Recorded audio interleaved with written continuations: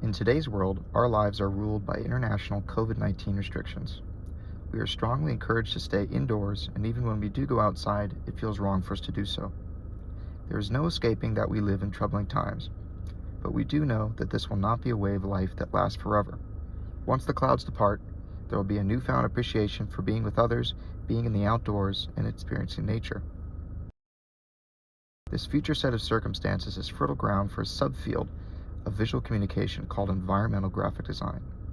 EGD, according to design firm RSM Design, is a multidisciplinary field of design in which the disciplines of graphic design, architecture, art, lighting, landscape, and other fields are utilized as a way to enhance the user experience through the visual translation of ideas in the built environment.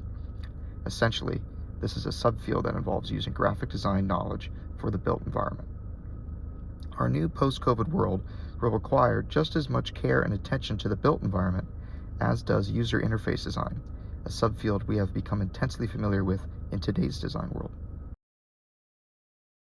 Let's begin by focusing on the primary reason for increasing awareness of environmental graphic design, our post-COVID world.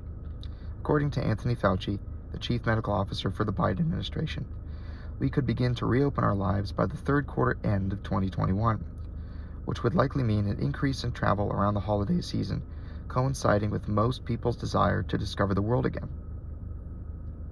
It is highly likely that millions of the people will encounter physical versions of graphic design. These range from signage inside or outside a restaurant, wayfinding systems in a museum or park, and even street signs or bike racks. All of these physical systems, and many more, will be under an increased number of eyeballs when people decide to spend more of their time away from their homes.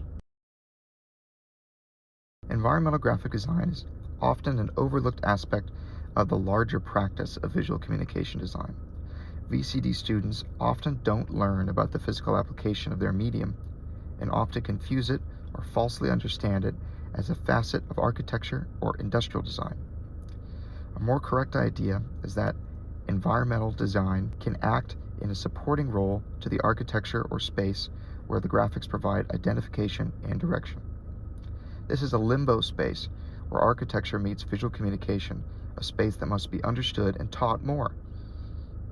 Increasingly recognizing its role will help drive us to create more effective museum wayfinding systems, more engaging exhibitions and public installations, and improved branded environments. Our desire to experience these types of environments is already high. Most designers remember our favorite experiences at a museum or public monument, largely because of the successful execution of its design.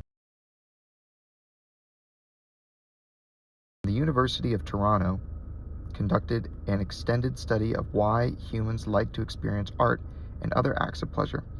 They found it simultaneously affects our senses, our thoughts, and our emotions to becoming more creative. We get a full set of emotional and intellectual stimulation that we continuously crave. This contagiousness is derived from the fact that this stimulation is good for us. It enriches our minds and our soul, allowing us, in a subtle way at least, to contribute more to our work and humanity itself. We still live in a world affected by the coronavirus pandemic. However, that sense of peace will one day return, and with it, a desire to discover our world again. Because of this action, we will see a surge in the act of EGD use to enhance our physical experience.